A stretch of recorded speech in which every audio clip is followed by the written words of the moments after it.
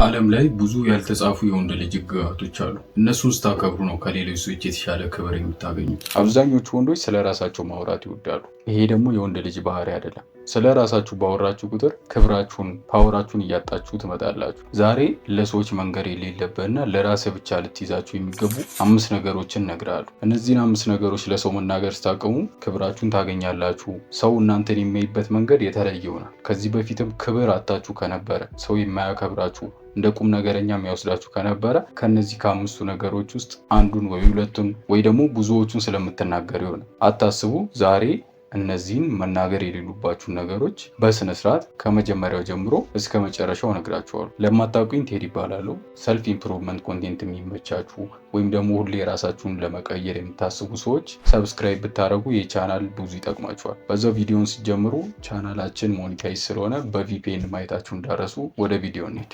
የመጀመሪያው ለሰው መንገር የሌለባችሁ ነገር እቅዳችሁ ወይም ደግሞ ለወደፊት ልታደርጉት ያሰባችሁትን ነገር ለሰው መንገር የለባችሁ። ከዛሬ ጀምሮ እቅዳችሁን መናገር ታቁማላችሁ። ወይም ይህንን እናደርጋለሁ ይህንን እሰራለሁ ብላችሁ ለራሳችሁ እንጂ ለሰው መናገር ማቆም ይኖርባችኋል። አይምሯችን የተደረገንና የተወራን ነገር መለየት አይችልም። ያቀዳችሁትን ነገር ለሰው ስትናገሩ አይምሯችን ላይ ዶፓሚን የሚባል ነገር አለ እና እሱ ሪሊዝ ከተደረገ አይምሯችሁ የሚያስበው ያህን ነገር እንዳደረጋችሁት ነው። እናንተ አሁን ለምሳሌ ቁጭ ብላችሁ ፎሬክስ ለመጀመር ሊሆን ይችላል። የሆነ አደርገዋለሁ የምትሉት የሆነ እቅድ አላችሁ አይደለ? እሱን ለሰዎች ስትነግሩ አይምሯችሁ በዛን ሰዓት ዶፓሚን ይለቅና እናንተም በዛ ሰዓት የሆነ ሳቲስፋክሽን ወይም እርካታ ታገኛላችሁ። ያ እርካታ ደግሞ ሲፈጠር አይምሯችሁ ምን ብሎ ያስባል? ያን ነገር ስላደረጋችሁት ነው ብሎ ያስብና ቀጣይ ያንን ነገር እንዳደረጋችሁ ስለምታስቡ የማድረግ ፍላጎታችሁ እየቀነሰ ይመጣል። ይሄ ሳይንሳዊ መንገድ ነው። በመንፈሳዊ ደግሞ ሰይጣን ነው እቅዳችሁን የሚያበላሹ። እንዴት ካላችሁ ሰይጣን ሀሳብን ማወቅ አይችልም፣ ወይም ደግሞ ሰው የሚያስበውን ነገር አይምሮ ውስጥ ገብቶ መረዳት አይችልም። ውጭ ያወራችሁትን ነገር ነው የሚያውቅ ወይም የሚረዳው። ለምሳሌ አሁንም እንደ ቅድም የሆነ ነገር ጀምራለሁ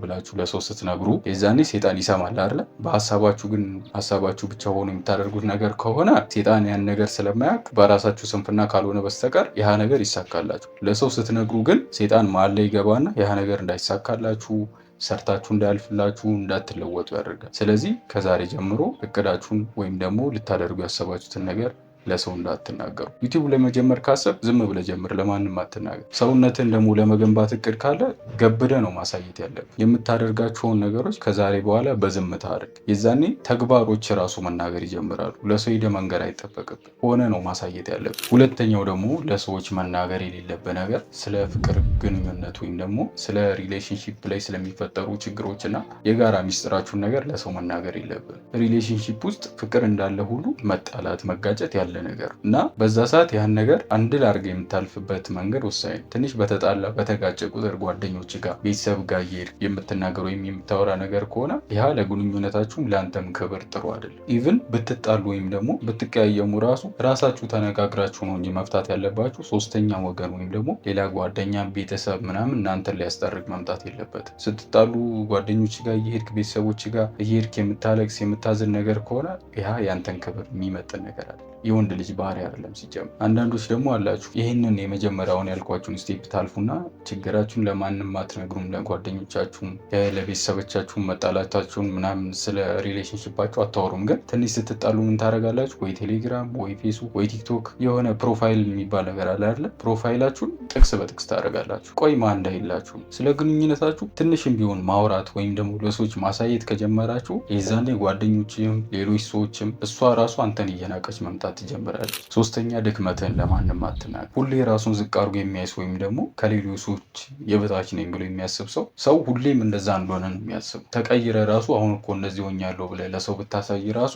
ያ ሰው አሁንም እዛ ቦታ ላይ እንደነበር ወይም ትንሽ እንደሆንክ ነው የሚያስብ እና ድክመትን ወይም ደግሞ በቃ አንተ ኢንሴኩር የምትሆንበት ነገር ከሰዎች የበታች የምትሆንበትን ነገር ለሰዎች ማሳየት የለብን። እነዛን ነገሮች መቀየር የምትችል ነገር ከሆነ ሰነፍ ካልሆንክ በስተቀር ብዙ የሚቀየሩ ነገሮች አሉ። ለምሳሌ ኮንፊደንስን መቀየር ትችላለህ፣ ሰውነትን መቀየር ትችላለህ ጂም በመግፋት እና እነዚህ መቀየር የምትችላቸው ነገሮች ከሆኑ እነዛን መክፈል ያለብን መስዋዕትነት ክፈልና እነዛን ነገር ቀይራችሁ። ግን መቀየር ማትችላቸው ነገሮች አንዳንዴ አምነህ የምትቀበላቸው ነገሮች አሉ። እነዛ ከሆኑ ግን አምነህ ተቀበላቸው። ግን መቼም ቢሆን ያ ነገር ያንተ ድክመት ወይም ደግሞ ኢንሴኩሪቲ እንደሆነ ለሌሎች ሰዎች ማሳየት የለብን። አራተኛ ምን ያህል ብር ሜክ እንዳደረግ ለሰዎች መናገርን አቁም። ያለህን ብር ለሰዎች መናገር በሰዎች ዘንድ ሰክሰስፉል ሀብታም ሊያስመስል ይችላል። ግን ይዞብህ የሚመጣው መዘዝ ብዙ ነው። እዚህ ኢትዮጵያ ላይ ያሉ ቲክቶከር ሊሆን ይችላል ዩቲዩበር ምናምን ያቸው ውጭዎችም ቢሆን ሰክሰስፉል የሚባሉትን ሰዎች ያቸው መቼም ቢሆን የሰሩትን ብር ኤግዛክት ብር አይናገሩ ማለት አዎ አሪፍ ብር ሰርቻለሁ ነው የሚሉት እንጂ ይህን ያህል ብር ሰርቻለሁ ምናምን አዩ። ይሄ ሲጀመር የሀብታም ወይም የሰክሰስፉል ሰው መገለጫ ባህሪ አይደለም። ድሃዎች ናቸው ወይም የድሃ ማይንድ ሴት ያላቸው ሰዎች ናቸው ትንሽ ብር ሲያገኙ እነዚህ ሰዎች ሀብታም ናቸው ለመባል ብለው እንደ ሀብታም የሆነ ስታተስ እንዳለው ሰው ማድረግ ይጀምራሉ። ሰዎችን ይጋብዛሉ፣ ይበትናሉ፣ በብራቸው ማሰብ ይጀምራሉ። ይሄ የድሃ ማይንድ ሴት ነው። ትክክለኛ ሀብታችሁን ወይም ደግሞ ስታተስ የሚባለውን ነገር የምታሳዩት በአረማመዳችሁ፣ በአለባበሳችሁ፣ የምታደርጓቸው ነገሮች፣ ሰው ስትረዱ፣ የሆነ ደግሞ ብር የሚያስፈልጉ የሆነ ፕሮብሌም ከገጠማችሁ ወይ ቤተሰብ ቸግሮ ሊሆን ይችላል ወይ በቃ አለ አይደለ ታማችሁም ሊሆን ይችላል እናንተ እና ያን ነገር ሶልቭ ማድረግ ስትችሉ በብራችሁ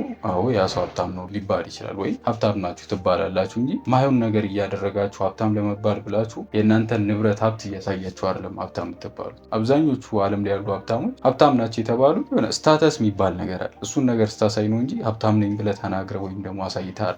አምስተኛ ትልቁ ፍርሃታችሁን ለማንም አትናገሩ። አብዛኛው ሰው የሆነ የሚፈራው ነገር አለ። ማጣት የሚፈራው ነገር ሊሆን ይችላል። ለምሳሌ ብር ማጣት ማይፈልግ ሰው አለ። የእሱ ፍርሃት የሆነ ቤተሰቦቹ እንዳይነኩ የእነሱ መጎዳት፣ ከፍቅረኛው ጋር ያለውን ሪሌሽንሺፕ ማጣት ማይፈልግ የእሱ ፍራቻ ያለበት ሰው አለ እና እነዚህን ነገሮች ለሰዎች መናገር የለባችሁ። በተለይ ደግሞ ለማታምኗቸው ሰዎች በጭራሽ መናገር የለባችሁ። ጠላታችሁ ወይም ደግሞ እናንተን የሆነ መጉዳት የሚፈልግ ሰው ይሄ የምትሳሱለትን ወይም ደግሞ የምትፈሩለትን ነገር በመጠቀም እናንተን ሊጎዳ ወይም ደግሞ ሊያስፈራራ ይችላል። ለምሳሌ ለቤተሰብ በጣም እንደምትሳሳ ለሰዎች የምታሳይ ነገር ከሆነ ቤተሰቦችን ተጠቅሞ የማይወድ ወይም ደግሞ ጠላት የሆነ ሰው ሊያስፈራራ ይችላል። እንደዚህ አይነት ነገሮች መናገር የሌለባችሁ ቦታዎች ሊኖሩ ይችላሉ። አሁን ለጓደኞቻችሁ መንገር ምናምን ኖርማል ነገር ነው። ወይም አንዳንድ ትልልቅ ቦታዎች ላይ ቤተሰባችሁን ሪስፔክት እንደምታደርጉ እንደምታከብሩ ማሳየት ችግር የለውም። ግን አሉ አንዳንድ ቦታዎች ለምሳሌ ትልልቅ ነገሮችን ስትሰሩ ቢዝነስ ረን ስታደርጉ ከሰዎች ጋር ሪሌሽንሺፕ ላይ ጉዳት ይኖራል እና ኮምፒቲሽን የሚበዙባቸው ቦታዎች ላይ እንደዚህ አይነት ነገሮችን ስትናገሩ